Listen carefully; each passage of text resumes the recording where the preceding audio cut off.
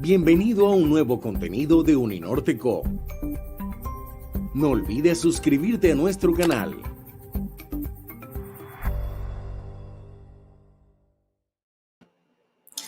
Hola, hola a todas y todos. Bienvenidos a esta última sesión del ciclo especial de charlas de Enclave que se enfocó en interseccionalidad, género y derecho. Con el profesor Manuel Góngora estamos súper felices de dar a todos y todas la bienvenida. Hoy vamos a hablar de un tema extremadamente interesante que es el tema de las políticas feministas y la lucha contra la violencia en la era digital, y por eso tenemos como invitada a la profesora Marcela Suárez. Y como lo saben, después de la presentación por parte de la profesora, tenemos a dos estudiantes que han preparado preguntas, y después abriremos o daremos la palabra a todos ustedes que nos siguen aquí en el canal institucional de la universidad. Diciendo eso, también queremos darles las gracias a la universidad, a Uninorte, por este espacio. Y entonces las dos estudiantes que nos acompañan hoy son Natalia, que es una estudiante de Derecho que va a representar el grupo TEIA, y Isabela, estudiante de Relaciones Internacionales, que representa el grupo FENIMUN. Entonces, con esta corta introducción, ahora doy la palabra a la profesora Marcela Suárez.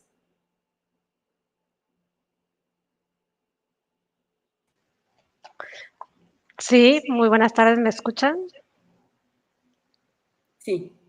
Sí, ¿verdad? Bueno, muchísimas gracias por la invitación.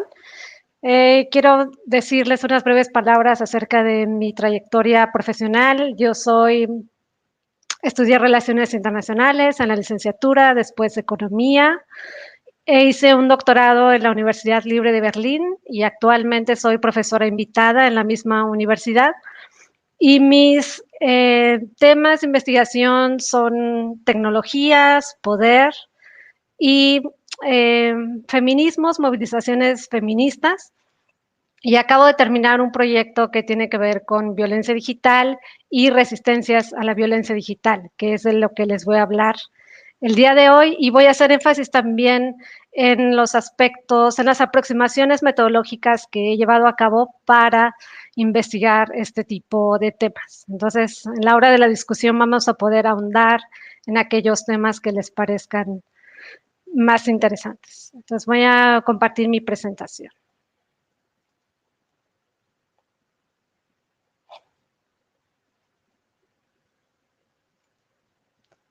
¿Qué estoy haciendo? O sea, ¿ven ahora mi presentación o la pantalla?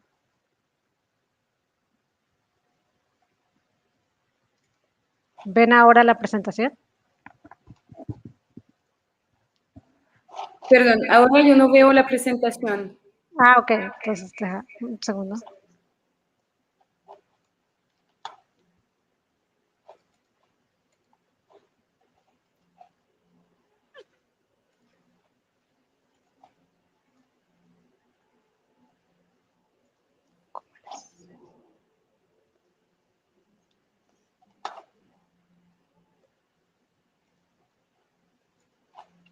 Ahora. Ahora sí. ¿Ven la primera donde está el título, Política, Feminismos, la Sí, lucha? sí. Ok. Y de pronto, Marcela, si la puedes poner como en modo presentación. Yo la tengo en modo presentación, ¿ustedes no la están viendo así? Pues yo la veo como con todas las diapositivas al lado y todo eso. Yo no veo solo la diapositiva. Ok, un segundo.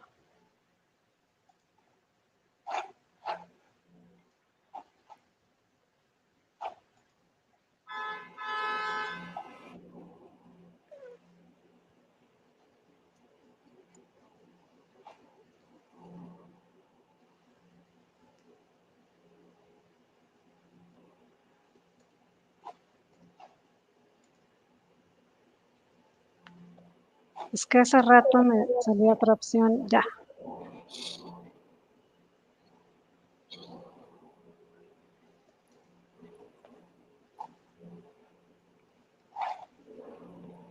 ¿Ahora? Todavía no, ¿verdad?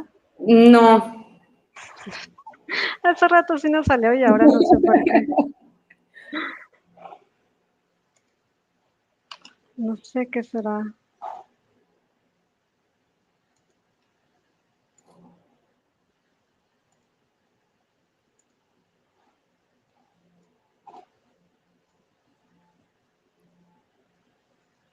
Ah, y Marcela, ¿estás compartiendo pantalla completa en las opciones para compartir?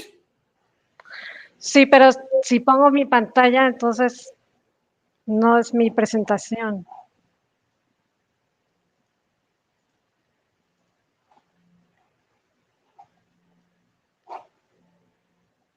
Ok, entonces pues debes abrir la presentación, después hacer compartir pantalla completa.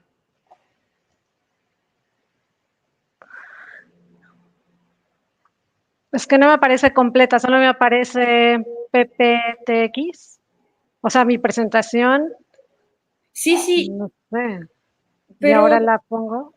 sí, y después con la presentación, pues en el PowerPoint hay también la opción de ponerlo en pantalla completa, ¿cierto? Como al lado derecho por abajo. Sí, hay este Para, pequeño para icono. compartir la pantalla puedes darle en compartir, compartir pantalla completa y vas a tener la pantalla de la plataforma, pero ya estás compartiendo toda la pantalla. Es decir, vete simplemente a la diapositiva de PowerPoint, la abres y nosotros la vamos a empezar a ver. A ver, le pongo compartir. Compartir, Y me pide. compartir pantalla completa. Ok. Ujú. Ahora se Y ve, ahora voy a ahora mi baja pantalla. vas a poner la diapositiva, listo. Y ahora la das en modo presentación. Perfecto. Ya, Sí, ya lo estoy viendo. perfecto, perfecto. Lo siento. Bien, entonces vamos a empezar. Entonces, este es el título y tengo un objetivo general, que es analizar las estrategias políticas que están movilizando las activistas en México para luchar en contra de la violencia digital, así como destacar aproximaciones metodológicas para su análisis. Y quisiera empezar con una reflexión. Esto ya se ha hablado mucho en la literatura, que Internet es un espacio público. Ahorita ya estamos debatiendo no solo los beneficios, por así decirle, o esas ideas que Internet iba a tener un impacto en la democracia, que iba a poder alzar la voz de comunidades marginadas, y vimos también leímos y vimos en las noticias aquellas fotos de gente manifestándose en diferentes ciudades, utilizando Internet como una herramienta de contracultura. Y sí es cierto que Internet tiene este potencial, también es cierto que hay estrategias de contracultura donde los mismos fenómenos del espacio físico, del espacio público, como la violencia, el acoso sexual, continúan en este espacio. Entonces, ahora quizá estamos más en una etapa de negatividad, por así decirlo, pero a mí me gusta siempre analizar los dos, ¿no? Ese Internet como un espacio en disputa, un espacio donde los actores apropian Internet para perdón, voy a apagar esto, como una herramienta para organizarse y para innovar en las protestas sociales, como lo vamos a ver hoy, pero también donde hay hay estrategias para callar a esos mismos actores. En este caso, en lo que vamos a hablar hoy, específicamente son colectivas feministas en México y en América Latina, cómo son acosadas y acalladas debido a la actividad que llevan a cabo. Y para esto quisiera empezar con un concepto de violencia digital. Hay muchos y son un concepto disputado, también dependiendo de la disciplina en donde se esté mirando ese fenómeno, hasta en la localidad. Pero hay una asociación, esta es una organización no gubernamental, es la Asociación para el Progreso de las Comunicaciones, que señala que la violencia digital de género es todos aquellos actos cometidos, instigados o agravados en parte o totalmente por el uso de las tecnologías en la información y comunicación, plataformas de redes sociales y correo electrónico, que causan un daño psicológico, emocional, refuerzan los prejuicios, dañan la reputación, causan pérdidas económicas y plantean barreras a la participación en la vida pública y pueden conducir a formas de violencia sexual y otras formas de violencia física. Y esto es muy importante, o sea, la violencia, para poder entender la violencia que pasa en las redes, tenemos que entender las formas en que se entrelaza con los espacios públicos no digitales, las localidades, la cultura también no puede estar desasociada. La violencia no tiene un límite solamente en las plataformas, en Facebook, en Twitter, sino están entrelazadas. Y aquí hay una colectiva feminista en México que se llama Luchadoras, que ha investigado mucho acerca sobre la violencia digital y cómo se manifiesta principalmente en activistas. Hay otras categorías, conceptos que vienen desde la academia, pero ya se han metido a realmente hacer investigación a través de workshops con activistas de cómo han experimentado ellas la violencia digital. Y encontraron 13 categorías. Cada categoría incluye una variedad de prácticas, por lo tanto es muy difícil decir la violencia digital es de aquí a acá, o sea, es una variedad de prácticas que se pueden agrupar, no es la única forma de hacerlo, pero ellas ponen esas 13 categorías que a la vez hay varias prácticas dentro de cada categoría, pero en general las dividen como acceso o control no autorizado, control y manipulación de la información, suplantación y robo de identidad, monitoreo y acecho, expresiones discriminatorias, acoso, amenazas, difusión de información personal o íntima, extorsión, desprestigio, abuso sexual relacionado con la tecnología, afectaciones a canales de expresión. En su página pueden encontrar cada una de estas categorías, lo que implica, y estoy seguro que cada uno y cada una de ustedes, si no han vivido este tipo de prácticas, a lo mejor han sabido de alguien o en una plataforma han visto cómo sobre todo a ciertas figuras que son públicas, sean periodistas, deportistas, activistas, mujeres en la política o simplemente alguien que hace algún comentario, como hay una avalancha de reacciones con mensajes de odio y algunos con un tono que puede ser realmente violento. Y eso es lo que pasa, ¿no?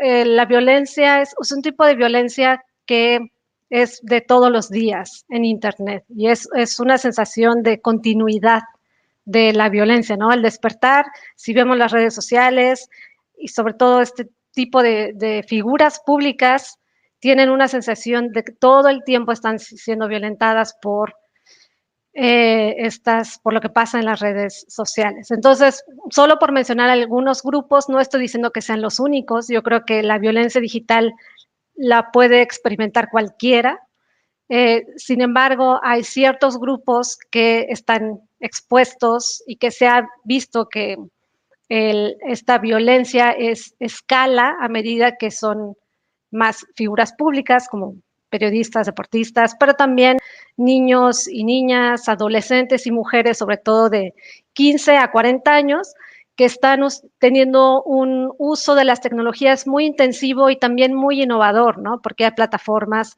que salen para diferentes usos, para diversión, para conocer a gente, y siempre va a haber gente que tenga otra intención, ¿no? Esto no significa que las tecnologías son buenas o malas, significa que están en disputa y como tales, pues tienen este tipo de fenómenos. También pasa, sobre todo en plataformas, ¿no? Hablamos mucho de Internet, pero la mayoría de la violencia digital pasa en plataformas. Y bueno, ya hay otras páginas web que ya tienen más pornografía, que también es todo un tema. Si quieren, podemos hablar de eso también, pero en realidad las plataformas ahora son esos lugares donde sucede la violencia y también por ello conllevan preguntas acerca de, bueno, ¿y qué hacemos? ¿El Estado se va a hacer responsable? Y si es así, ¿cómo? ¿Y cómo va a presionar a las plataformas? ¿Y qué están haciendo las plataformas como Facebook, Instagram, Twitter? Y sí, las prácticas más comunes, vimos esas 13 categorías, pero bueno, ¿cuáles pueden ser algunas de las prácticas? Son acoso y amenazas, amenazas como desde te voy a matar hasta te voy a violar, expresiones discriminatorias y de desprestigio. Esto es muy común con mujeres que participan en la política, sea candidatas, mujeres que ya están en la política, sean activistas, periodistas, alguna mujer que haya dicho algún comentario que trate de romper cierto rol tradicional de género, sufren este tipo de expresiones discriminatorias y de desprestigio. Hay otra práctica que es muy, muy común, que es la difusión de imágenes con contenido sexual sin consentimiento. Esto es sobre todo, pasa mucho en las escuelas y son las mujeres quienes son revictimizadas y hasta criminalizadas, son expulsadas de las escuelas y no quien difundió la imagen. Y en realidad en algunos países ya está criminalizada la difusión de imágenes con contenido sexual, en otros países no, pero no es de la persona que participó en el video, porque eso es parte de disfrutar la sexualidad con tecnologías, que es parte de apropiar las tecnologías, sino es quien comete el delito y hasta el error de difundir esas imágenes sin consentimiento. Ahí hay toda una cuestión de control también de los cuerpos femeninos, ¿no? Hay también otra práctica que es suplantación de identidades. Es una práctica muy usada con candidatas. Suplantan la imagen de la cara de alguna candidata en un video con contenido sexual y les bajan las campañas. O sea, realmente la violencia digital ha tenido como consecuencia que las mujeres candidatas interrumpan su trayectoria debido a una campaña denigrante que usó esta práctica de suplantación de identidad. Y violencia digital no solamente tiene que ver lo que hacen individuos o grupos en contra de alguna mujer o grupos de mujeres, sino también la responsabilidad que tienen las plataformas, como lo decía, en no hacer nada o hasta censurar ciertos cuerpos. Por ejemplo, ayer leía de las imágenes de una modelo con un cuerpo robusto y negra que fue censurada por Instagram, cuando hay otros cuerpos, por ejemplo, que son esbeltos y blancos que no pasan por ese filtro de censura de las plataformas. Hay en Twitter, por ejemplo, ahora están activos, si ustedes los buscan, pueden encontrar los hashtags golpear mujer es felicidad, si no te golpea no te ama, ser machista es hermoso. Y eso es responsabilidad de las plataformas. Entonces ahí hay un gran tema de la gobernanza de este tipo de fenómeno que es muy complejo y que ahí podemos discutir quizá también esta parte jurídica, ¿no? de la violencia. Y es importante decir que la violencia digital tiene consecuencias reales, no es que hay, como muchas veces pasa en los ministerios o donde se trata de ir a denunciar este tipo de violencia por canales formales. Pues si no tienes, en México, ¿no? En México tenemos muchísima violencia institucional de funcionarios que no toman en serio los testimonios de las mujeres y dicen, bueno, pues si no tienes un golpe, pues es que no pasa nada, ¿no? Y esta es violencia digital, pero tiene daños a la integridad física y psíquica de una persona. Puede tener efectos en ataques de pánico, depresión, ansiedad, dolores de cabeza, suicidio, daños materiales como daños a la propiedad, en su carrera profesional, pérdida de empleo, daños a la reputación y sociales, en la baja autoestima, en su honor, en relación con su cuerpo, en su círculo social, expulsión de su círculo social, sea una escuela o comunidad, y daños también en relación con la tecnología. Hay un temor de expresar una opinión, hay un temor de apropiar cierta tecnología para lo que yo quiera, y hay estudios que han avalado esto, ¿no? Que la violencia digital inhibe la participación creciente de mujeres en Internet. Entonces, por lo tanto, hay también exclusión del espacio digital. Y bueno, ahora vamos a entrar en una parte como, ¿y qué está pasando en América Latina? ¿Hay solamente mujeres y grupos de mujeres que experimentan esa violencia o también hay resistencia y movilización para luchar en contra de esta violencia? Y lo que yo he hecho en los últimos 5 años de mi carrera es precisamente seguirle la pista a colectivas feministas que están resistiendo la violencia y que la entienden en general, no solamente la digital, sino también cómo se entrelaza en espacios físicos. Y la he seguido a través también de formas innovadoras en que están apropiando las tecnologías y ese Internet como un espacio social. Una colectiva que he seguido es Rexiste, se llama así, Rexiste, la pueden encontrar en Facebook y en Twitter, y tiene la particularidad de tener un dron, que es también, no solamente es un aparato que les provee de imágenes aéreas, sino también es una figura ficcional, Droncita, la pueden encontrar en Twitter, y Droncita hace muchas travesuras, sobre todo al Estado, al gobierno, para denunciar la violencia institucional.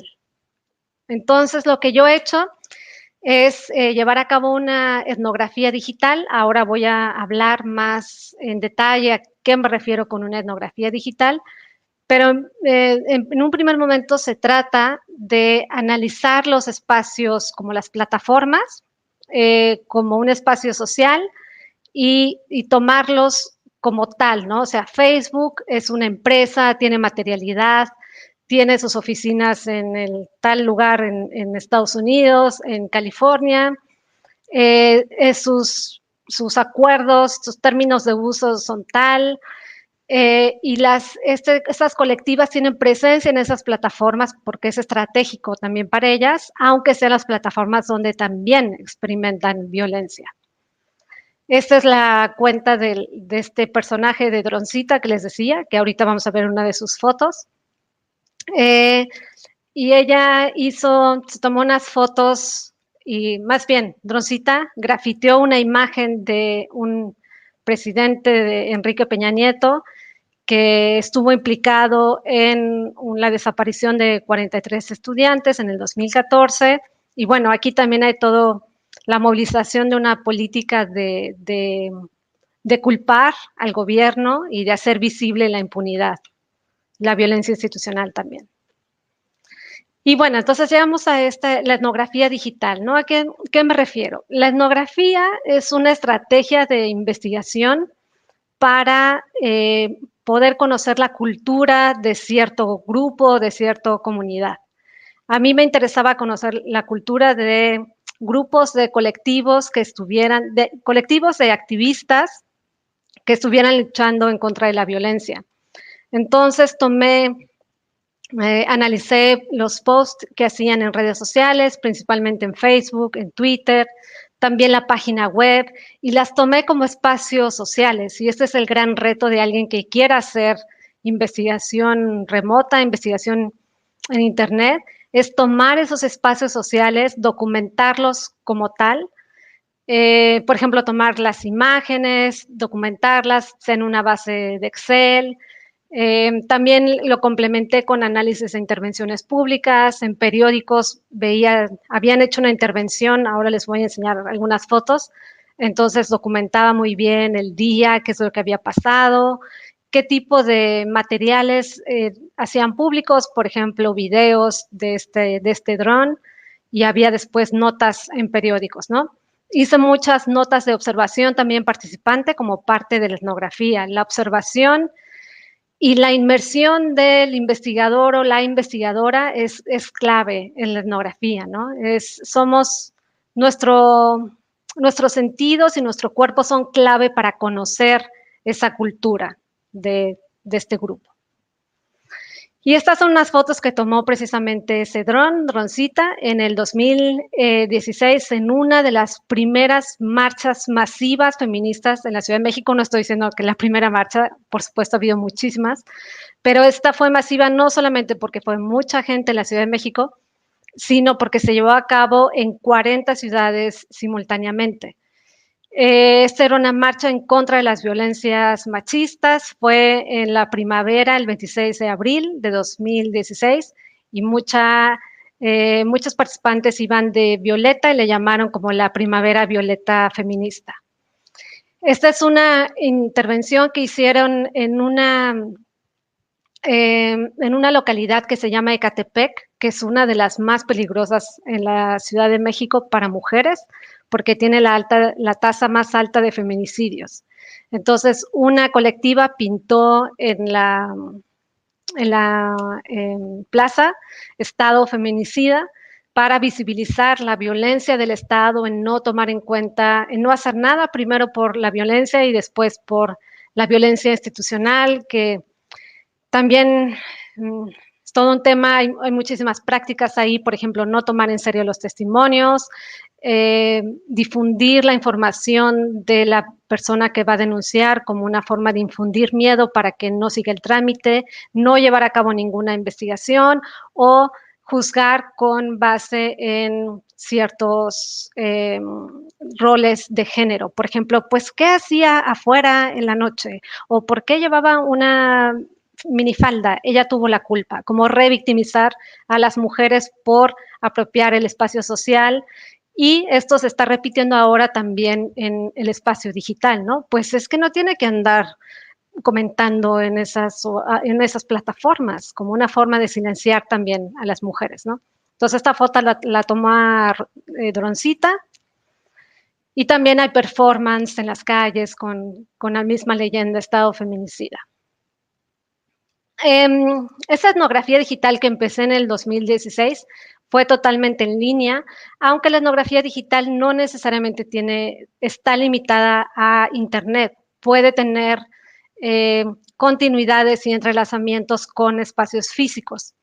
En esta hice una segunda etnografía digital ya con un número mayor de colectivas, de activistas, y realicé 11 entrevistas cara a cara, observación participante, otra vez las notas de observación, sobre todo de protestas, textos y materiales audiovisuales, de blogs, de redes sociales y eventos también, tanto en línea como en espacios físicos.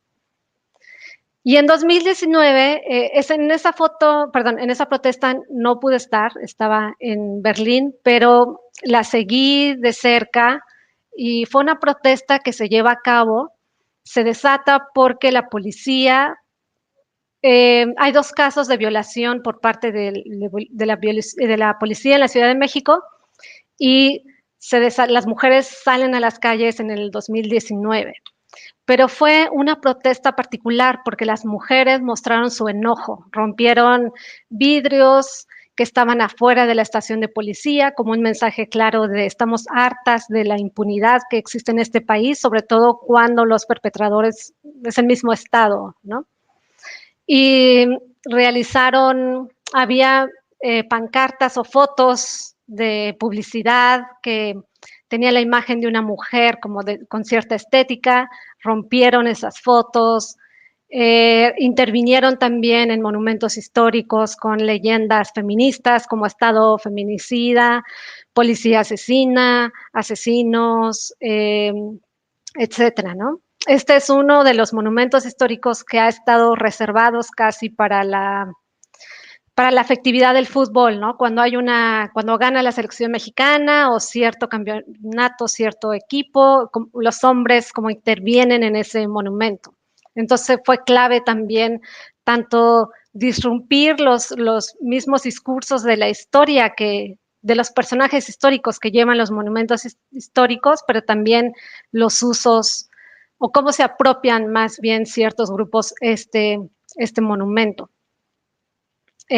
Otro monumento también donde hay leyendas, UNAM es una de las principales universidades de México, pero hubo un feminicidio ahí en el 2017, entonces también pusieron UNAM feminicida, feminicidas, o sea, se trata de dejar claro que aunque haya otro gobierno, el tema de la violencia de género sigue estando sin resolver y es una forma de decir, no hay transformación política hasta que no haya una transformación realmente en el respeto de los derechos humanos de las mujeres.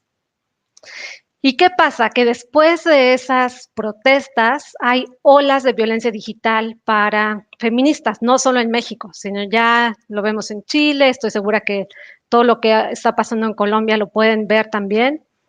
Esa violencia digital puede venir también por parte de grupos que se coordinan y que tienen un objetivo específico.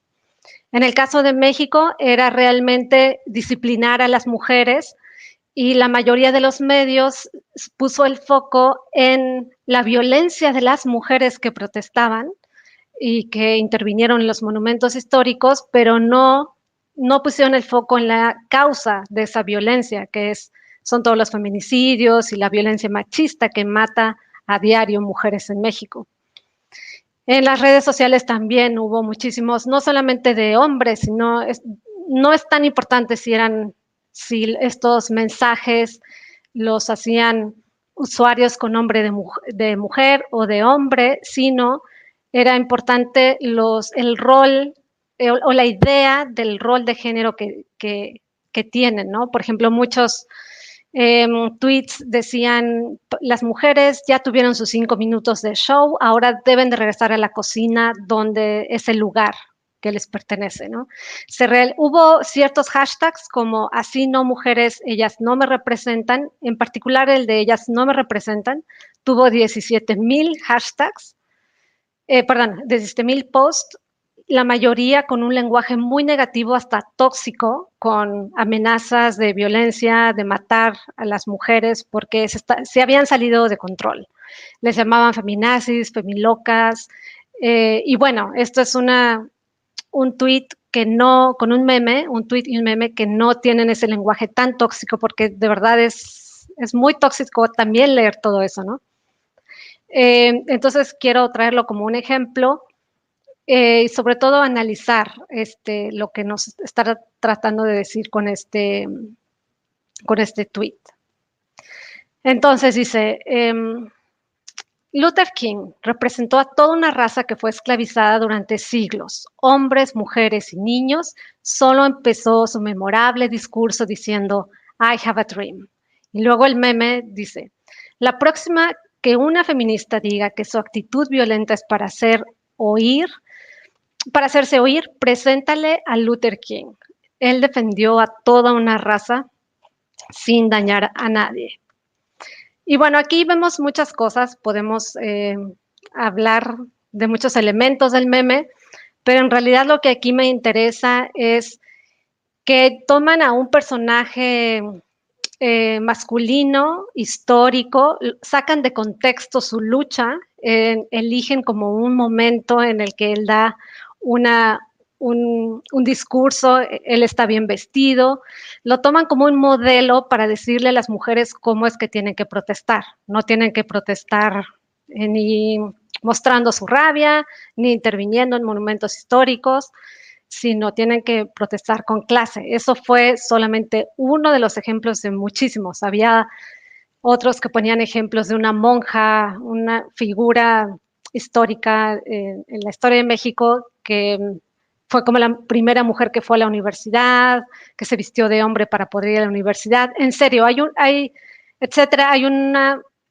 una reproducción de ciertos roles de cómo es que las mujeres tienen que, y expectativas de cómo es que tienen que comportarse, inclusive en el espacio público y en el espacio digital también, ¿no?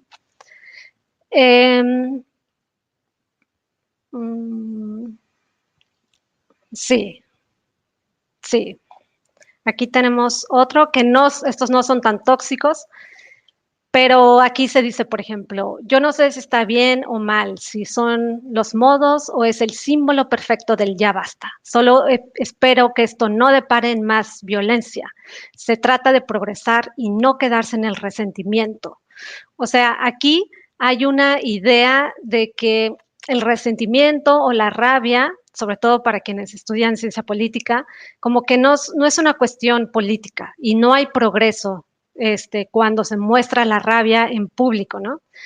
Y me gusta este tuit porque justamente hace referencia a una de las estrategias de luchar en contra de la violencia es a través de mostrar, politizar los afectos, politizar la rabia, o sea, que las mujeres salgan rabiosas, que utilicen las redes también o pongan posts donde digan ya estamos hartas del Estado, lo vemos también con el performance de las tesis en Chile, o sea, es una política de estamos con nuestro cuerpo, vamos a hacer diferentes formas de intervenir las redes como el Me Too, pero hay muchos otros hashtags también en América Latina que empezaron antes del Me Too, es denunciar esta violencia, vamos a denunciar al Estado por la impunidad.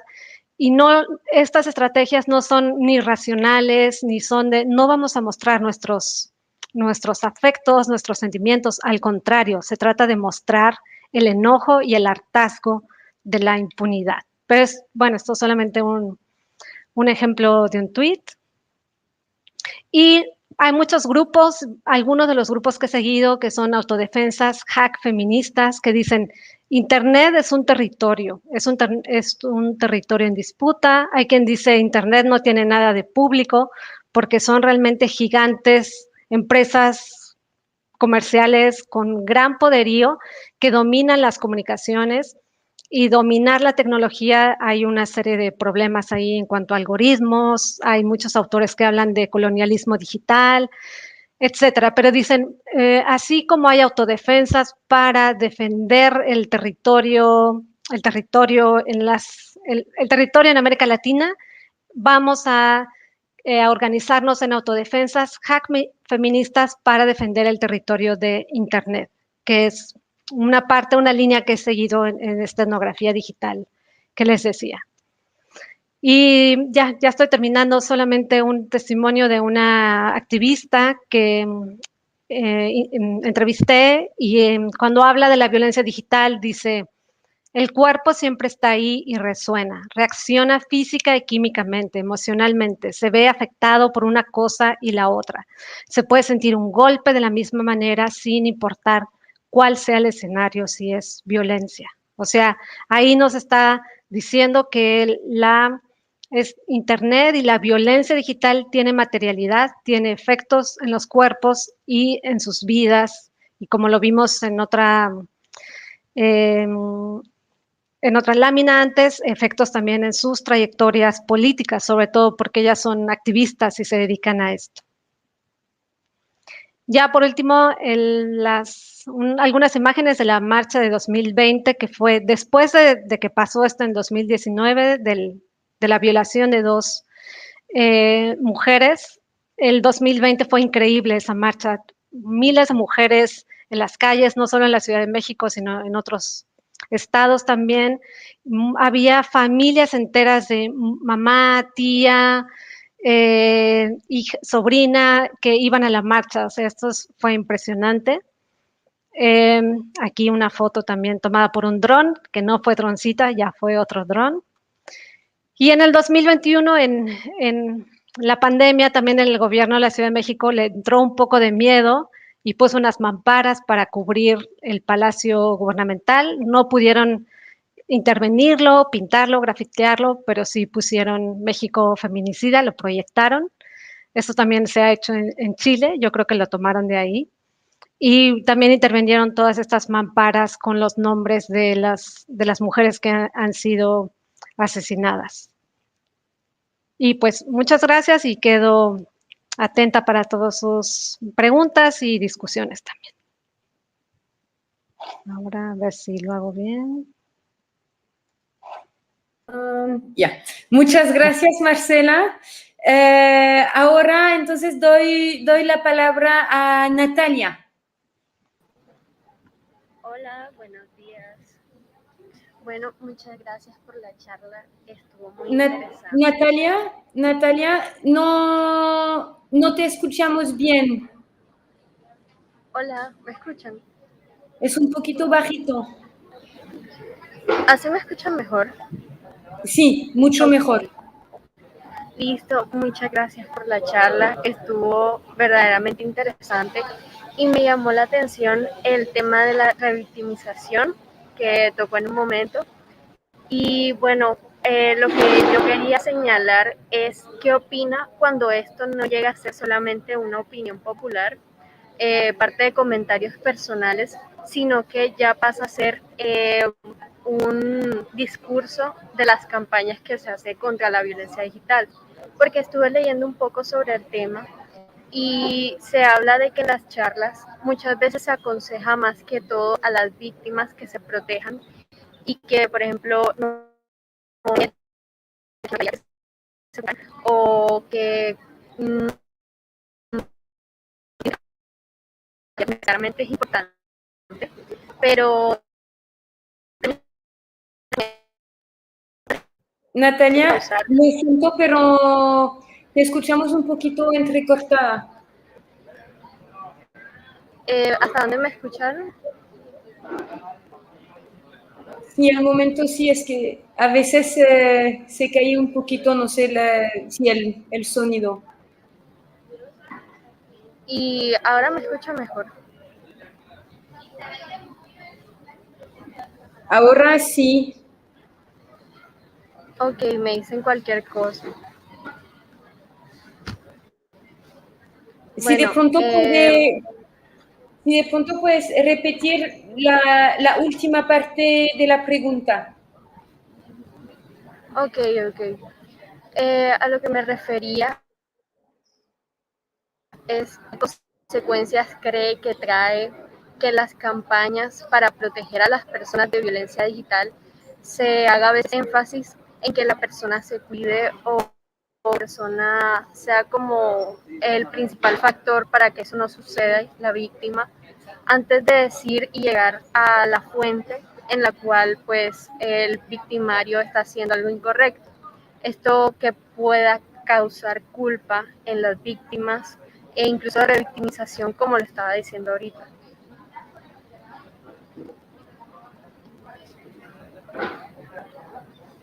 Muchas gracias, Natalia. Marcela.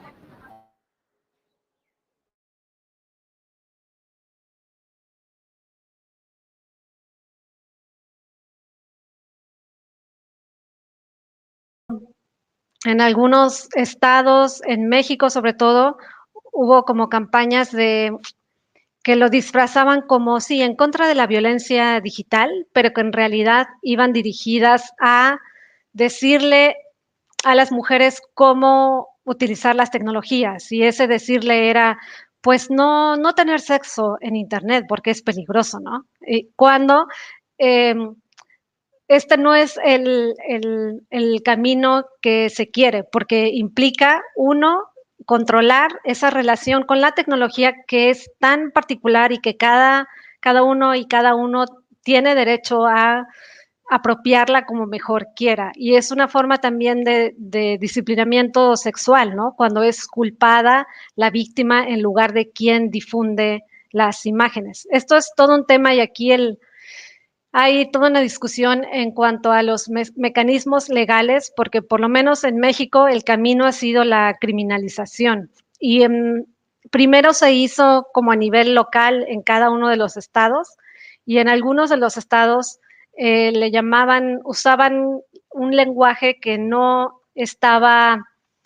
incorporaba una perspectiva de género, no incorporaba una perspectiva que respetara también los derechos humanos en el espacio digital de las mujeres, como el de libre expresión, como otros, ¿no? Entonces, era básicamente decirle a las mujeres, no lo usen y ya, bueno, si ya lo usaron, pues vamos a revictimizarlas porque lo usaron, porque tuvieron ese encuentro sexual, para qué se dejaron tomar fotos. Entonces, esto es un punto muy delicado, y la mayoría de las activistas están en contra de esa ley.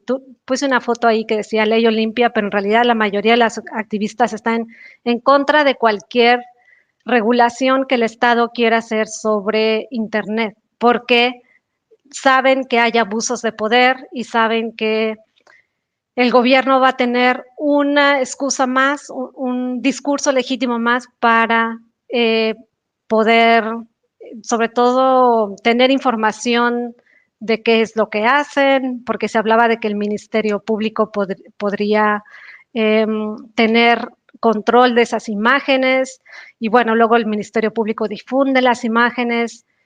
Es un tema muy complejo, pero sin duda para las campañas, como tú dices, necesitan tener una perspectiva de género, y hace muchísima falta una capacitación de todos los funcionarios, sobre todo el Poder Judicial, con perspectiva de género y derechos humanos, que es muy importante porque en Internet se tienen que respetar ambos. Sobre todo, quitar el foco de las mujeres, sino ponerlo en los perpetradores.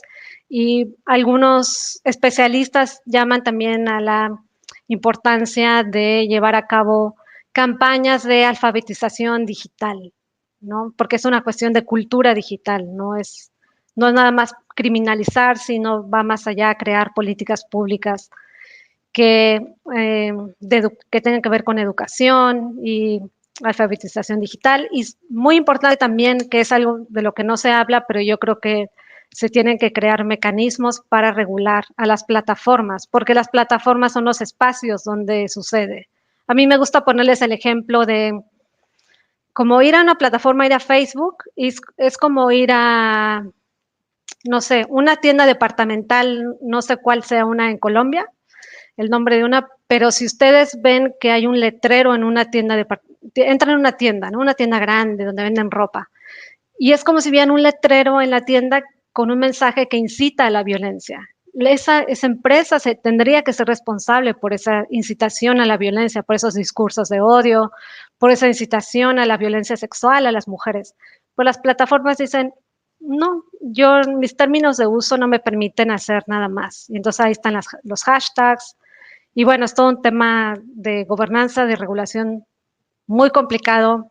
Ahí estamos, pero sin duda el foco, como bien lo dices, no tiene que estar en controlar a las mujeres, ni su sexualidad, ni lo que quieran hacer con la tecnología, sino en cuáles son las cuestiones estructurales de lo que está pasando y de qué forma otros actores con poder, como las plataformas o los funcionarios en puestos clave como los judiciales, de qué forma tienen que capacitarse en estos temas, ¿no? Sobre todo. Muchas gracias por responder. Muchas gracias, Marcela. Y ahora doy la palabra a Isabela, representante de Feminún. Por favor, Isabela. Sí, buenos días a todos y a todas. Espero que pues, estén muy bien. Nuevamente, un placer estar acá. Excelente la charla. gustó muchísimo, profesora Marcela. Realmente creo que no solo fue muy interesante, sino también toca temas que nos olvidamos por concentrarnos muchas veces en la realidad física, que se nos olvida ciertos elementos de que en la realidad virtual también hay violencia, también hay acoso y también se perpetúa actos de misoginia.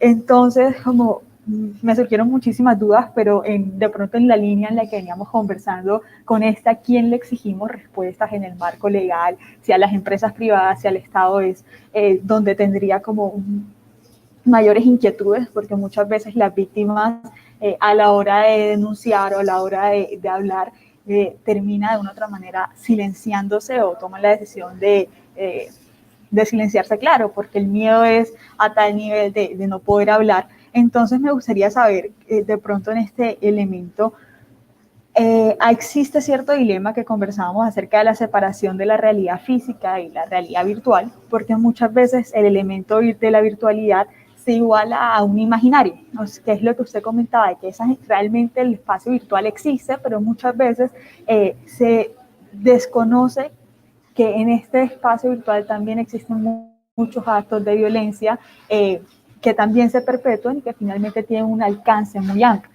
Entonces, a pesar de que existe ese dilema de que al separarlas se nos olvida que también la virtualidad es una realidad, sí es necesario que exista esa separación de pronto en el marco legal, porque me imagino que deben haber un rastreo diferente de los casos de abuso o acoso que se presenten a través del entorno virtual. Entonces me pregunto, ¿qué marco legal o penal existe o se está construyendo, que se debería construir para diferenciar la manera en la que se rastrea un amedrentamiento en el ámbito virtual? Porque en la mayoría de los casos las víctimas no van a llegar con golpes físicos o con muestras de abuso físico, sino en la mayoría de las cosas pueden ser mensajes o fotos de difusión. Entonces, ¿cuáles son esos límites para determinar esos casos de abuso virtual?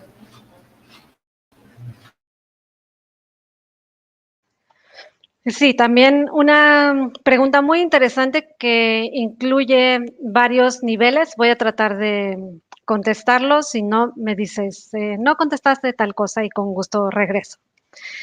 ¿Qué marcos legales? Bueno, esa pregunta la puedo contestar con las experiencias que ya hemos tenido en América Latina. La verdad no me he metido mucho al caso de Colombia, pero sé que en el caso de México, en el caso de Chile, en el caso de Argentina está un proyecto de ley que estaba por aprobarse, no sé si se aprobó. Perú, esos países ya tienen la mayoría reformas a su código penal, sobre todo. Y la mayoría se ha centrado en la penalización de la difusión de imágenes con contenido sexual no autorizadas. En Chile no solamente es meter a la cárcel como la pena de cárcel, sino también las multas. En el caso de México es solamente cárcel. Pero aquí hay un gran debate, porque primero, esa práctica de la difusión de imágenes es una práctica con contenido sexual, es una, como lo vimos en la tabla, es muy específica y la violencia digital incluye varias. O sea, eso no va a atacar todo lo otro que está pasando. Y aún cuando hay una ley que ahora ataca esa, hay muchas preguntas que todavía nos hacemos. Por ejemplo, la ley habla de que los funcionarios, o bueno, el gobierno tiene el poder de poder decirle a las empresas que baje ese contenido sexual, porque algunos esas fotos las suben a Facebook, crean grupos o las suben a páginas pornográficas y se sigue circulando ahí ese material. Pero en realidad es una cuestión de gobernanza global, porque ¿qué poder puede tener el Estado mexicano para decirle a un gigante que no tiene interés en detener esa violencia? A los gigantes tecnológicos como Facebook, Twitter, les interesan los clics. Y ya han hecho presión, sobre todo la sociedad civil organizada, en estos grandes foros de Internet y gobernanza. Y entonces Facebook ha implementado algunas medidas de moderación, pero están lejos de acabar con el problema. Entonces, el debate es que las medidas legales que hay en ciertos países y también, por ejemplo, en Alemania son multas, y no estoy segura si cárcel, pero es multas sobre todo por mensajes de odio. Y en el norte global también la tendencia es criminalizar ciertas prácticas, pero eso no va a ser suficiente, y el problema que hay con la criminalización en América Latina lo vemos en México, tenemos ya muchas experiencias con el feminicidio, es que la figura legal está muy bonita, pero nunca se usa, no hay carpetas de investigación que realmente se abran con violencia digital, y nunca se juzga con perspectiva de género. Entonces, casi siempre cuando una mujer llega a presentar una denuncia, es como tratar de persuadirla de que no lo haga, o es obstaculizar todo el proceso, y solamente aquellas mujeres que resisten y que porque son retraumatizadas en todo el proceso.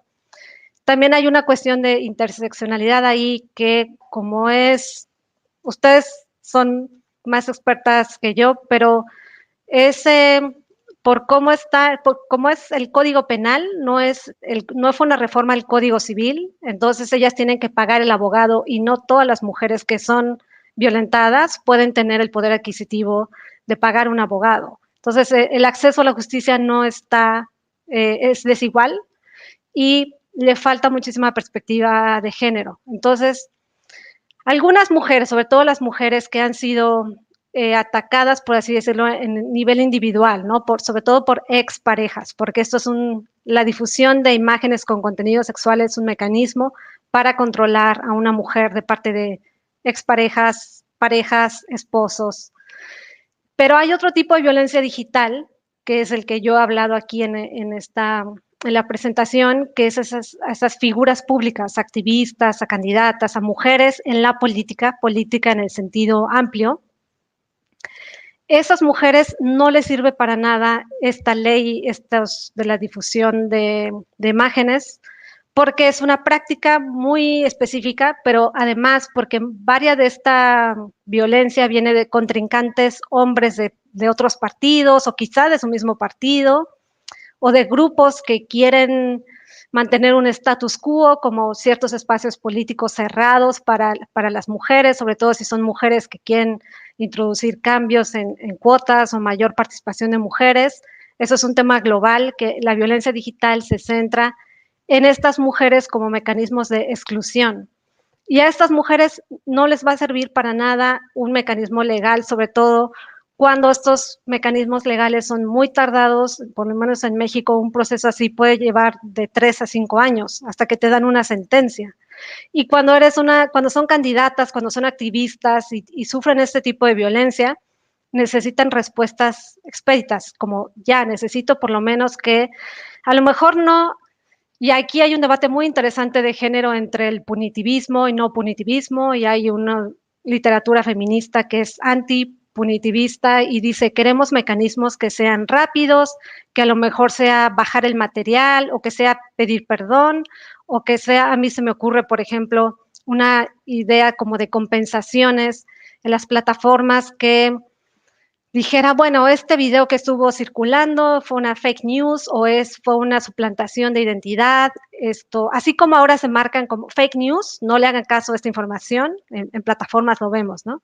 Tenga cuidado con esa información, así como este contenido tiene violencia de género digital, aunado con fake news, no le haga caso. Yo me imagino que muchas mujeres en la política podrían beneficiarse de ese tipo de mecanismos expeditos, en lugar de solo el largo camino, sobre todo en América Latina, que es la criminalización y la penalización. Entonces hay una gran discusión, y creo que es un espacio muy rico para toda la gente de derecho.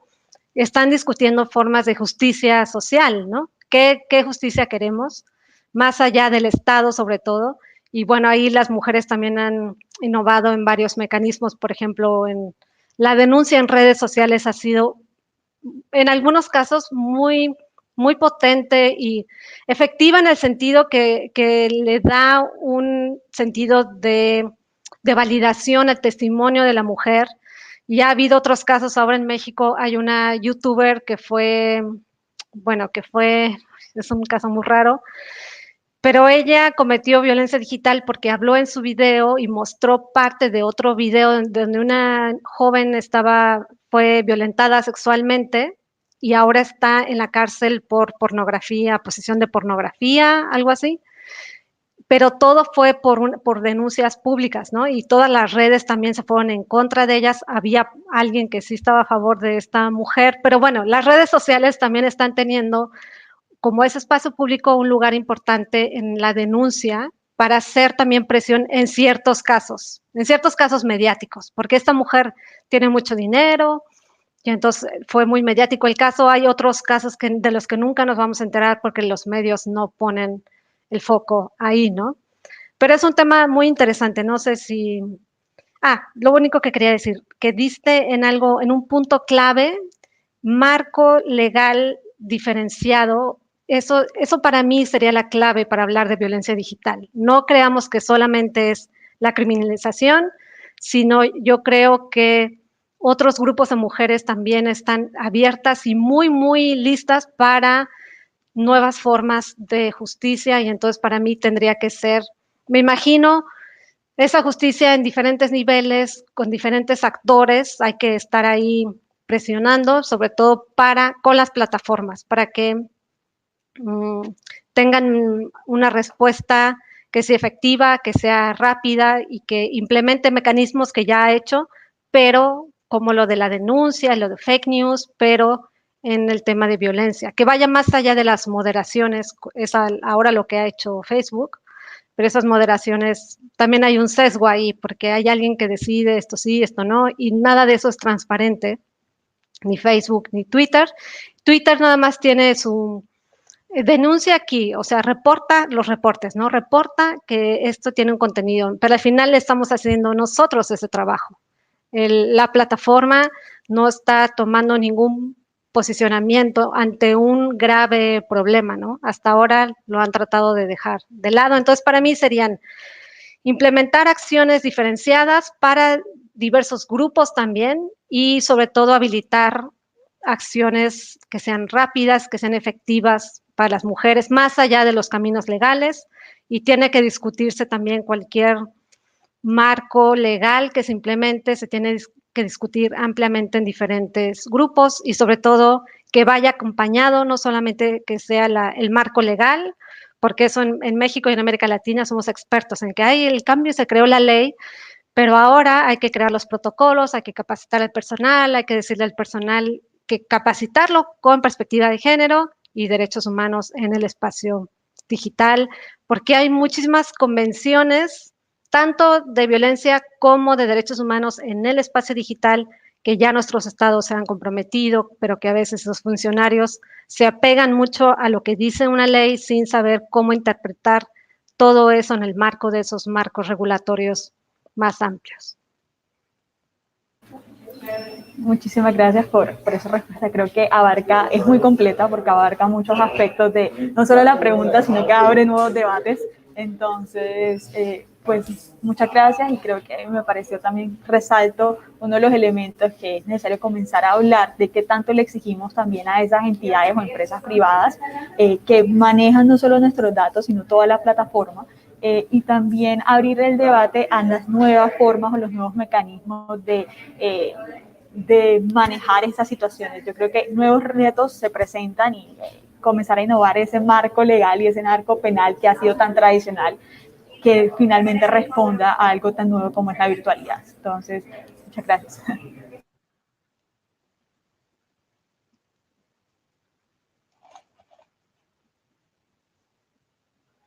Muchas gracias, Isabela. Muchas gracias, Marcela.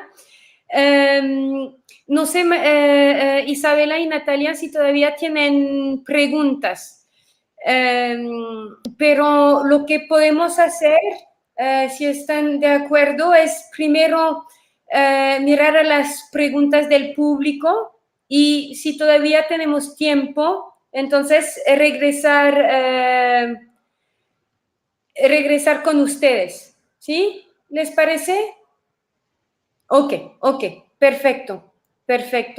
Entonces, aquí en el chat tenemos una pregunta por parte de Jesús Antonio, que nos dice que podemos ver que en las redes usan la censura para combatir los discursos de odio explícitos que se propagan en sus redes. Pero, ¿qué tanta potestad podríamos dar? Porque se mostró que usaron ese mecanismo. Sí, para censurar, sí, era una pregunta en varios comentarios. Ah, ok. Pero creo que el punto Para ahí, censurar el cuerpo de una mujer. Entonces, ¿qué tanta potestad se podría dar a las redes de llevar a la censura? ¿Qué otros mecanismos alternativos se puede usar para combatir estos discursos en las redes? Marcela, que creo que es una pregunta que está relacionada con la tensión que existe entre la moderación en las redes por parte de, bueno, de las plataformas y el derecho a la libertad de expresión. Entonces, esa tensión, ¿cómo piensas tú que debemos resolverla? Esa tensión es súper complicada porque esas plataformas no es amparan la palabra, pero se escudan en el acta no sé qué de Estados Unidos que dice que tienen que asegurar la libertad de expresión a todos sus usuarios. Y nosotros cuando decimos estoy de acuerdo con tus términos de servicio, entonces asumimos que eso tiene que aplicar aunque estemos en otras jurisdicciones. El problema es que esa censura se puede analizar interseccionalmente, porque no es por igual que sea para cuerpos gordos, sino que es para cuerpos robustos, sino es para ciertos cuerpos. Esa censura se aplica quizá para algunos políticos en no sé qué regiones, pero en Estados Unidos, ¿cuánto tardó para que se aplicara a Trump? Salió del poder y al día siguiente censuraron sus redes. O sea, fue un poquito como... o sea, las plataformas están llenas de política en el sentido de intereses propios, intereses comerciales, y usan el poder que tiene, pues son gigantes comerciales, usan esa acumulación de poder para para hacer ese tipo de prácticas de censura. Yo también, y como lo vimos ahora en la tipología, yo también le llamo, ellos también son parte de esta violencia, porque ellos son los actores que tienen poder y que podrían democratizar, que podrían hacer más transparentes sus algoritmos, pensar en los usuarios de otros países, con otras estéticas, pero esa no es la realidad. Y la pregunta es muy interesante, ¿no? ¿Cómo combatir eso? Yo no tengo la respuesta. Es una pregunta muy compleja, pero creo que lo que ha pasado, esta política que la hacen muy bien los colectivos feministas del shaming, de exhibir a la plataforma, ¿no? Miren, y ponen ahí los letreros de censura, miren cómo me censuró, ¿no? Cuando una mujer muestra su agencia y dice, esta plataforma me está censurando, todo el mundo se le viene encima, o sea, las redes, ay, no, ¿cómo es posible? Y luego ya no, luego ya eso ya no es tema, y luego va otro caso y así vamos a estar, ¿no? Creo que no, es tal cual un espacio en disputa y vamos a estarnos disputando así dentro de la misma plataforma. Yo no soy de las que diga, no, ya no vamos a usar esas plataformas, ¿no? Creo que hay que estar ahí, creo que hay que dar la batalla, sobre todo presionar a las plataformas, pero también a los gobiernos para que tengan algún marco regulatorio, un marco con esas empresas. También es todo un tema del tipo de actividad con las que esas empresas están registradas, ¿no? Por ejemplo, leía que Facebook es una plataforma donde pasan millones de noticias, pero no está registrada como una plataforma de media. Entonces, eso le quita responsabilidad social del tipo de noticias que estén ahí. Entonces, es como qué tipo de régimen jurídico tienen esas empresas, tomarlas muy en serio como empresas, desde qué localidad, qué tipo de régimen ¿cómo les voy a hacer qué marcos o qué convenios voy a hacer con esas plataformas y qué les voy a exigir como gobierno para que puedan dar este servicio? O sea, no les estoy diciendo que lleguemos a algo como China, ¿no? Como ya aquí no va a poder operar Facebook, ese no es el camino, pero creo que el tema de la regulación de plataformas tiene que ser abierto, que las mismas plataformas generen mecanismos más allá de la moderación y del reporte, y que sean transparentes también de todo el tipo de violencia que pasa, porque nunca han querido decir. He leído en literatura que los moderadores tienen serios problemas psicológicos de todo el contenido de violencia, o sea, todo lo que ven, o sea, quedan realmente afectados. Y eso es, creo que clave. Las plataformas tienen que ser transparentes con violencia y con otros fenómenos que estén pasando ahí, también de hacer reportes acerca de la gravedad de estos fenómenos en sus plataformas.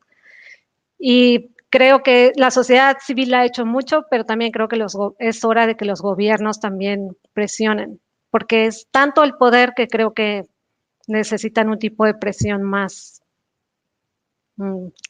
consistente.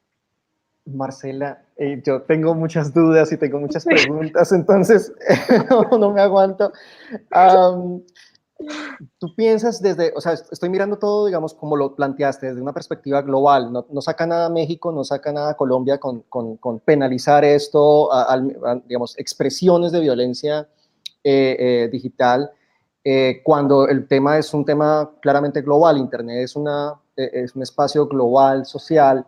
Digamos, no habría una solución, yo internacionalista, pensando en un tratado internacional que conmine a los estados a regular las plataformas, pero con una respuesta global, una respuesta multilateral, que obligue definitivamente a las plataformas a dar una respuesta a esto, porque lo que estás planteando tú es muy cierto, o sea, que las plataformas están ganando dinero con la violencia digital. Entonces, no, por sí solas no se van a autorregular, pues porque parcialmente es el negocio. Entonces, ¿tú cómo ves, digamos, esta respuesta multilateral, un tratado internacional que se concentre en el estudio de la violencia digital? Eso es una muy buena opción.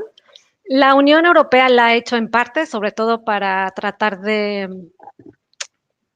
regular las prácticas monopólicas. Me imagino algo así, como en bloque, no por país, sino por bloque, no solo para prácticas monopólicas, sino también para violencia, para fake news, para los temas que realmente están afectando los derechos humanos de cada uno de nosotros, de comunidades, de colectivos. Sí, me lo imagino que tiene que ser en bloque. Y claro, va a tener las mismas asimetrías de poder entre los bloques del sur, del norte, ahí, pero creo que en bloque tiene que ser la estrategia y tiene que ponerse en la agenda. Esto es un tema muy importante. Tenemos que tomar en serio lo que está pasando en Internet, no creer que está limitado ahí. Nos afecta, aunque tengamos o no Internet, aunque tengamos una cuenta en Twitter, en Facebook, nos afecta. Está totalmente entrelazada. Todo lo que pasa en la violencia está entrelazado con lo que está pasando en las calles, en las protestas. Después de las protestas feministas y del linchamiento que tuvieron las feministas, se incrementaron la criminalización de las mujeres que iban a las protestas y se las llevaron. No, porque ustedes iban a ir a esa protesta y con ataques sexuales. Eso ya está documentado por Amnistía Internacional en un reporte que sacó este año. No podemos creer que va a seguir siendo un tema que esté limitado y que no va a tener impacto en los fenómenos. Cualquier fenómeno que nos imaginemos tiene una dimensión, tiene un entrelazamiento con lo que está pasando en Internet.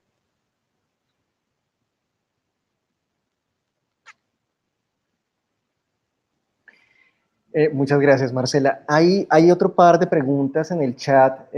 No sé si podemos traerlas a colación. Hay una pregunta de Manuel Nuño Bustamante, que te pregunta un poco sobre el diseño de tu investigación, que le parece un excelente trabajo. Dice, en el caso de los mensajes en redes sociales, ¿se realizó algún análisis de las réplicas de los usuarios? O sea, como tú estuviste analizando todos estos, digamos, discursos misóginos, si se quiere también, digamos, racistas, de violencia de género, pero también estudiaste las respuestas, digamos, de la comunidad dentro de la plataforma. Eso me parecería interesante. Ya, eso es súper interesante. En la primera investigación de cuando hablé de Droncita y de este colectivo Rexiste, ahí me enfoqué en Facebook y no analicé los comentarios, digamos. Había un post, veía algunos comentarios, pero no había, eran pocos, no pasaba mucho.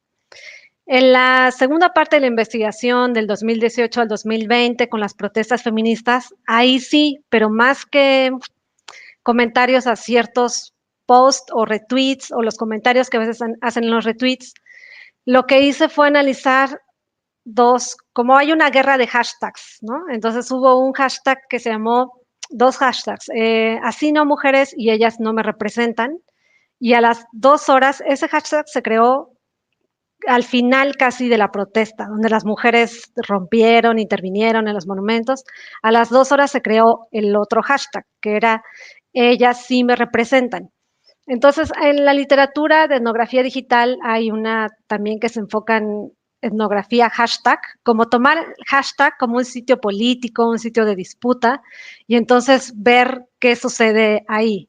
Entonces, no eran comentarios, sino eran como respuesta era una conversación polarizada entre dos grupos, ¿no? El grupo que condenaba a las mujeres por cómo habían protestado, que decía son locas, femilocas, feminazis, no deben de mostrar su rabia, así no van a conseguir nada, la violencia, no puede haber violencia para luchar en contra de la violencia, están destruyendo nuestra ciudad.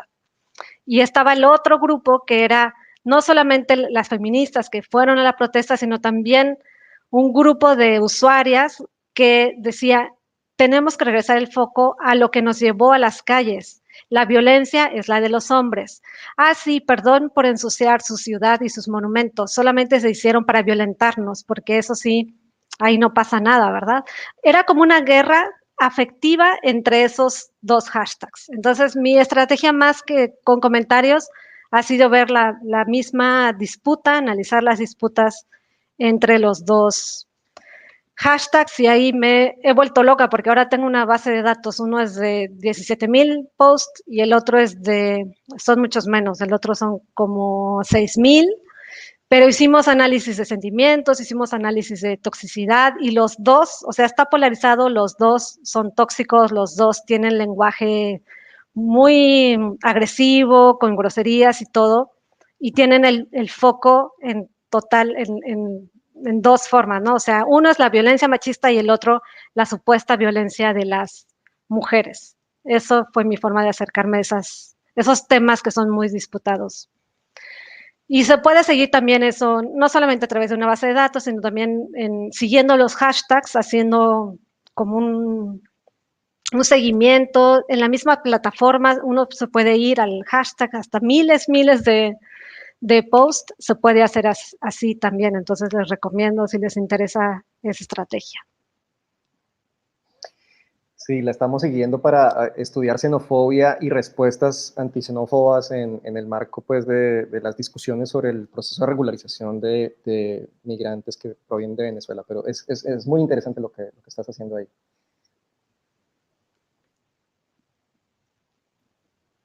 Ok, y creo que terminamos con la última pregunta que hay aquí en el chat. Una pregunta de Marta Inet, que pregunta qué pasa con los derechos de los niños que entran a todas las redes. No estamos con esto dejando abierta una gran ventana para una población vulnerable.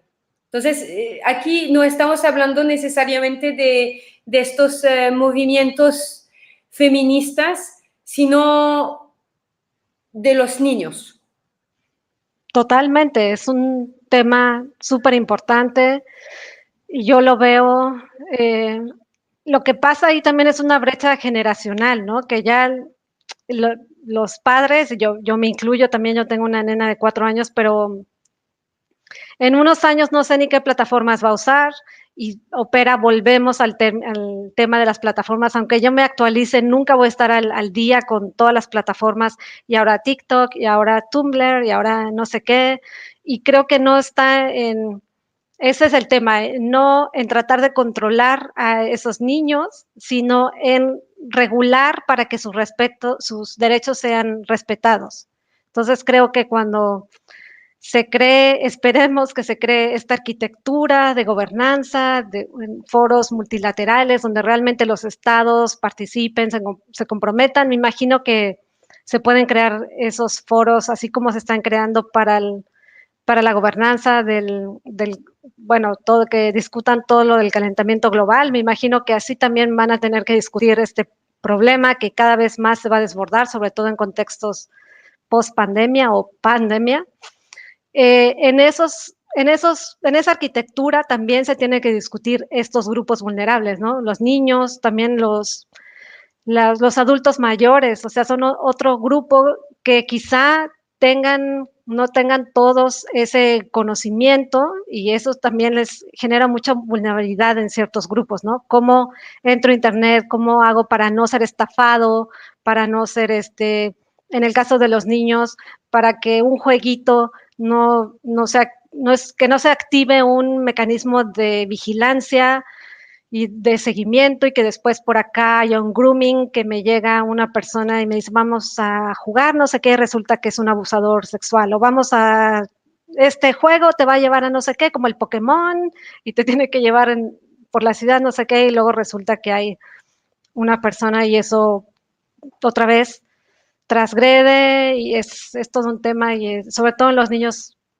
A mí sí ya me dan ganas de llorar, porque todo el tema clave con los niños es esa, le llaman pornografía infantil. A mí me choca ese término, pornografía infantil o pornografía no consensuada. Para mí son violaciones a sus derechos, a la integridad física, es violencia sexual, y es un tema súper completo, pero que es necesario atacar.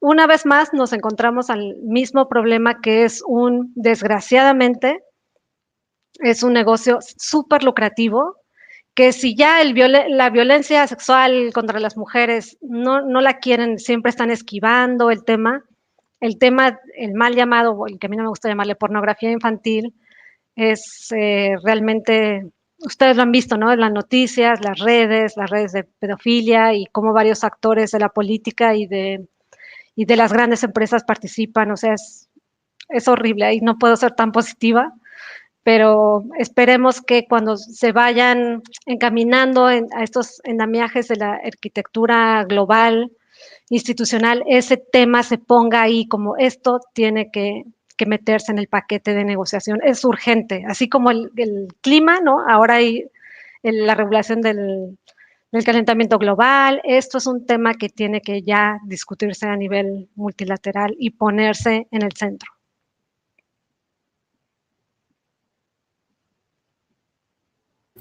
Me parece muy interesante cómo a partir a pesar de que en sí ya estamos hablando de algo de forma global y de forma general, vamos encontrando otros aspectos que se van entrelazando al mismo debate y se va haciendo cada vez más complejo, y van entrando distintos elementos. Y dentro de esos nuevos elementos que van entrando, me gustaría preguntar sobre dos en particular. Uno es que ya hemos evidenciado que la cuestión de intereses, de intereses de poder que hay de por medio en cuestión de empresas privadas, en cuestión estatal, también es muy visible y que es necesario irlo cuestionando. Pero también me parece muy interesante que hay dos elementos que hemos traído a colación, y es la idea de el argumento de libertad de expresión y también lo hostil que es el terreno virtual. Entonces, el elemento de la libertad de expresión me llama la atención porque muchas veces las plataformas, bajo ese argumento, permiten la masificación de discursos de odio, y a veces es muy fina la línea de entender cómo detectar un discurso de odio y cómo hablar de opiniones diferentes, ¿cierto?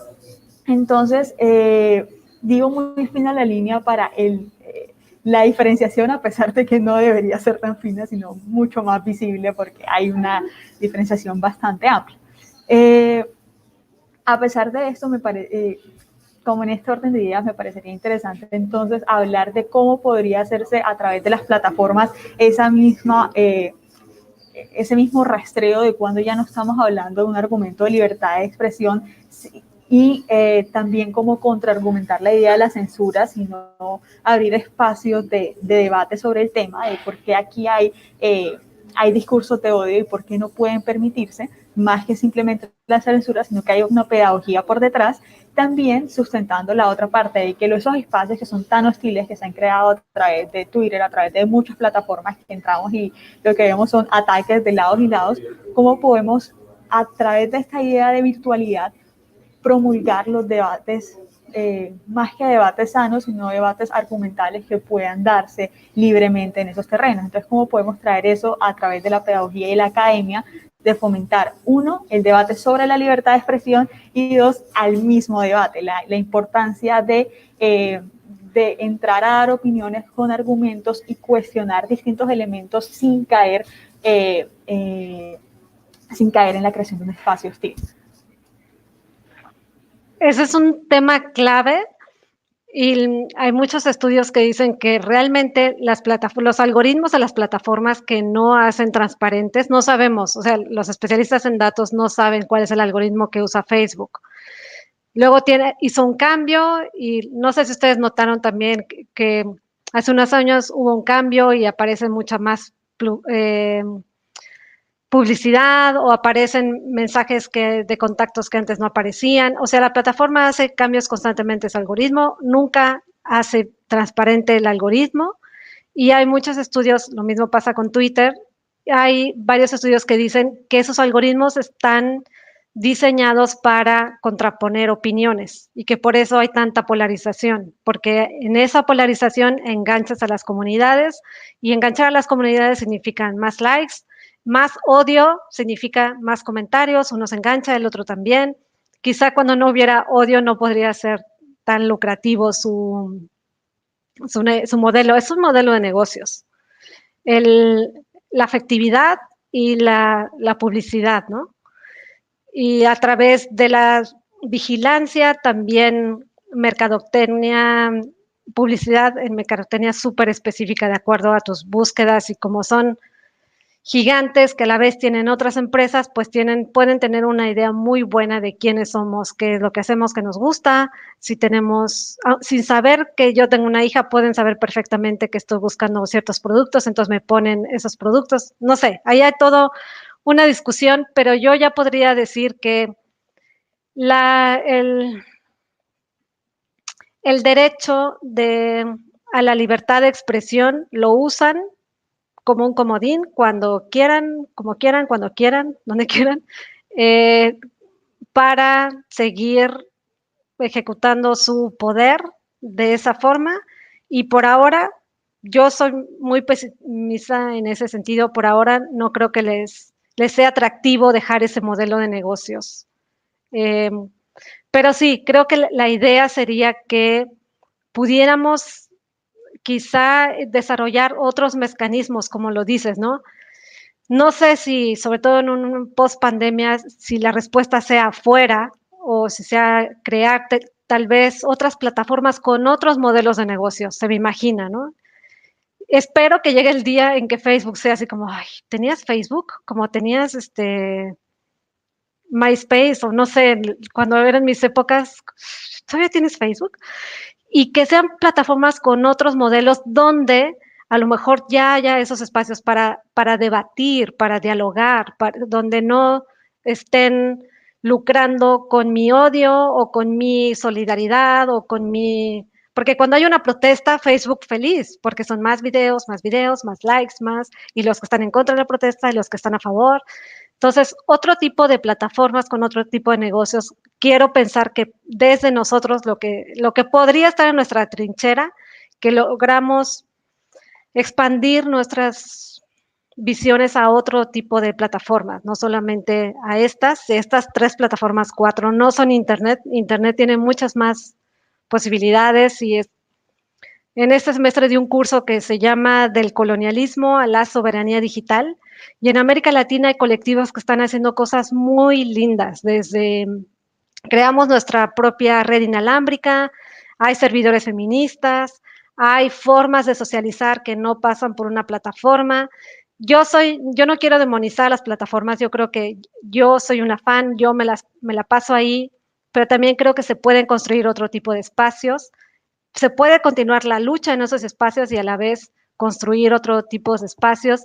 Y hay quienes dicen que Internet no es la única red, ¿no? Esta pandemia nos vino a casi como a esclavizar de las plataformas, pero no es la única red, se pueden construir otras formas, otros espacios dentro de Internet con soberanía, no con toda la cadena de soberanía, porque eso también es bien complicado por un tema de América Latina, de la dependencia de infraestructuras, de la arquitectura global de infraestructuras, pero sí puede haber espacios locales que sean más soberanos, que tengan otra lógica, donde no sea todo una lógica comercial, y se están dando cosas hermosas en América Latina y cada colectiva también está tomando sus decisiones. Las vemos en redes, pero también se reúnen en sus espacios locales, son muy activas. En otros tratan de descentrar el foco en solamente estas plataformas y tratan de estar construyendo otro Internet y son muy performativas en el sentido de vamos a crear una Internet feminista, vamos a crear otra Internet. Entonces, no quiero dejar la impresión de que todo es negativo. Yo creo que hay mucho potencial y se están haciendo cosas muy innovadoras, solamente que no lo vemos en los medios, no lo vamos a ver ahí en esas plataformas, pero en unos años, ojalá ya sea así como, ay, Facebook, ya vamos a tener otras. Depende de ustedes, son nuestra esperanza, ustedes jóvenes. Yo creo que eso ya está cambiando bastante, ¿no? Porque, o sea, esa generación de nosotros que creció un poquito con Facebook, ya los chicos Sí, ya están en otras redes, entonces sí, yo creo que eso está cambiando. Pero bueno, muchísimas gracias, Marcela. El tiempo se nos agotó. Quedaron muchas preguntas. Yo quería un poco meterme en el tema del COVID, de la pandemia, un poco cómo creció, o sea, se incrementó la violencia, digamos, intrafamiliar en el marco, pues, de estas cuarentenas. Y también esto también aumentó el tiempo en que la gente se encuentra en redes y eso hace también que este tipo de fenómenos se haya disparado durante este último año. Pero digamos que creo que tú también ya diste un poquito algunas luces sobre lo que piensas sobre el tema.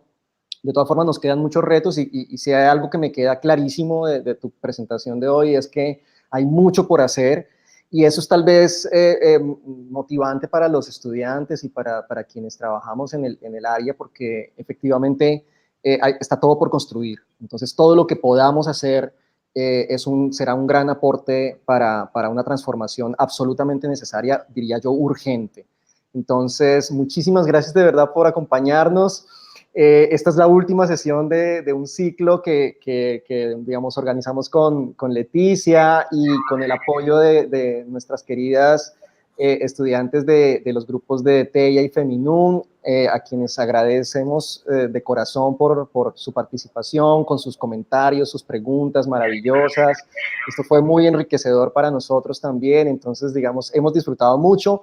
Estos videos quedan digamos, disponibles para su uso en los cursos, en los salones de clase. Entonces esto me parece interesante que podamos seguirlo discutiendo ya tal vez no de manera en vivo, pero sí en los debates que vamos a tener que hacer en el ámbito académico. Entonces, Marcela, muchísimas gracias. Natalia, Isabela, Leticia, de verdad que ha sido un espacio muy, muy interesante.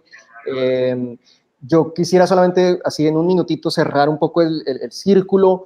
Empezamos el ciclo con una mirada hacia el derecho internacional, lo que nos presentó Lorena Sosa sobre el Convenio de Estambul.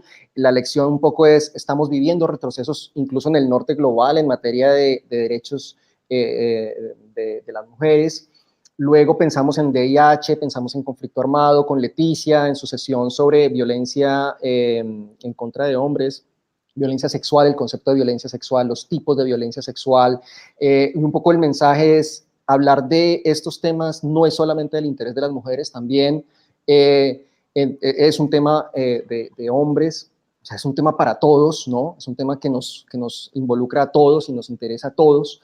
Julia Roth en la sesión previa nos habló del enfoque interseccional a escala global, que esta es una lucha a escala global, cómo lo podemos ver desde esa perspectiva. Las soluciones también tienen que venir desde la escala global, pero también nos muestra todo estos desarrollos locales, un poco lo que hablaste tú, Marcela, en el caso de América Latina. Y finalmente, pues tú nos cierras el ciclo con un aporte fundamental a ver no solamente, o sea, digamos, lo que ya se ha desarrollado, sino los retos del presente y del futuro, y uno de ellos es la violencia digital. Hay que prestarle atención a este tema, es un debate urgente. Hay un vacío jurídico también que permite a las empresas, a las plataformas digitales hacer, digamos, esto es como el lejano oeste donde todo el mundo se impone, digamos, según sus poderes y sus intereses. Entonces hay que dar una respuesta, y también maravillosa esta metodología digital que tú estás aplicando, porque nos ilumina, nos sirve como ejemplo para seguir en temas de investigación con medios digitales. Entonces, pues nada más, mi total agradecimiento, Marcela, por tu participación de hoy, y bueno, a todas y a todos, a la audiencia por sus preguntas. Y bueno, esto es algo que tendremos que seguir continuando, es un debate muy interesante que va a seguir andando. Muchas gracias también a la Universidad del Norte y a Camilo por el apoyo técnico, y bueno, entonces con esto cerramos el ciclo de interseccionalidad. Muchísimas gracias. Muchas gracias. Y Manuel, una última cosa. Sí, hoy cerramos este ciclo, pero Enclave empieza de nuevo pronto, ¿eh? Exacto. Ya tenemos el nuevo ciclo de Enclave para este semestre, y también tenemos actividades con grupos estudiantiles en temas ambientales. Entonces, bueno, las invitamos a seguir a seguirla al canal de Uninorte, a inscribirse, y bueno, entonces nada, que un feliz día para todas, para todos. Muchas gracias por la invitación. Hasta luego. Gracias, Natalia. Gracias, Isabela. Gracias. Chao. Los siguientes contenidos de Uninorte Co te pueden interesar. No olvides suscribirte a nuestro